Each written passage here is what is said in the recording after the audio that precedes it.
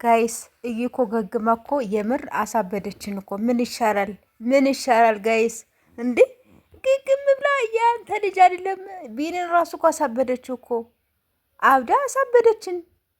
ወይኔ ጉዴ፣ ወይኔ ጉዴ፣ ወይኔ ጉዴ። ያሯሯጥ አይነት ደግሞ ዛሬ በቃ ምን ልበላችሁ፣ ያሯሯጧ የምር እንዴት እንደሳቅኩኝ ማለት ነው። ባሯሯጧ ማለት ነው እንዴት እንዳሳቀችኝ የቀሚስ አይነት ያው የለበሰችውን ማየታችኋል ማለት ነው። እንግዲህ ልብሷን አሸቅሽቃ ያበደች እብድ መስላ ነው የሮጠችው ማለት ነው። ወይኔ ጉዴ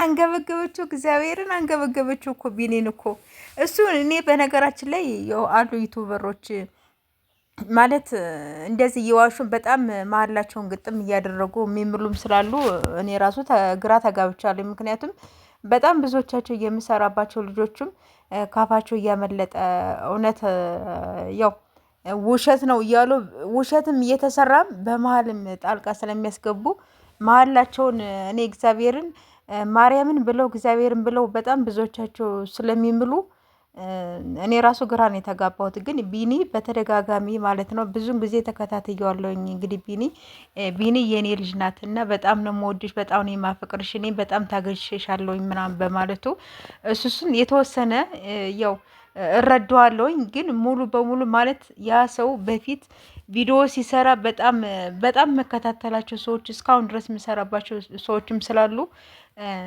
ሙሉ በሙሉ አልይዘውም። አሁንም ቢሆን ማለት ነው በቃ ግማሽ በግማሽ ሊይዘው እችላለሁ እንጂ ሙሉ በሙሉ አልይዘውም እኔ ምክንያቱም ከመሀላቸው አንጻር ማለት ነው። እና እኔ እፈራለሁኝ እውነት ለመናገር ማለት ነው።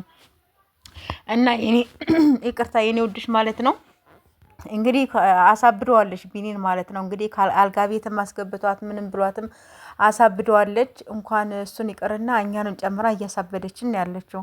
ስለዚህ በቃ ማስረጃ አምጣ እያለች ነው። አሁን ሁለቱም ያው ግብ ግብ ውስጥ ነው ያሉት ማለት ነው። እና ስለዚህ ቢኒ እውነት ካለብህ አንተም ቢሆን በቃ ወይ ማስረጃውን አምጣ ወይም ደግሞ እውነት ካለብሽ አንቺ እዩ ማለት ነሽ። በቃ ማስረጃ አምጭና ወይም መለያየት ካለባችሁ መለያየት አለባችሁ። እውነት ካለባችሁ ሁለታችሁም እውነት ቢኒ ያንተ ልጅ ከሆነች ማስረጃ አምጣና እዛ ጋር ቁሙ። በቃ ሁለታችሁ ለኦዲየንስም ክብርም እንዲኖራችሁ ማስረጃ አምጡ ነው በቃ እኔ ራሱ የምለው ማለት ነው። እኔ እንደዛ ነው የምላችሁ በቃ። ምክንያቱም ዛሬ ማየታችኋል፣ በባዶ እግሯ ነው የሮጠችው። ምን ጉር ነው ጋይስ?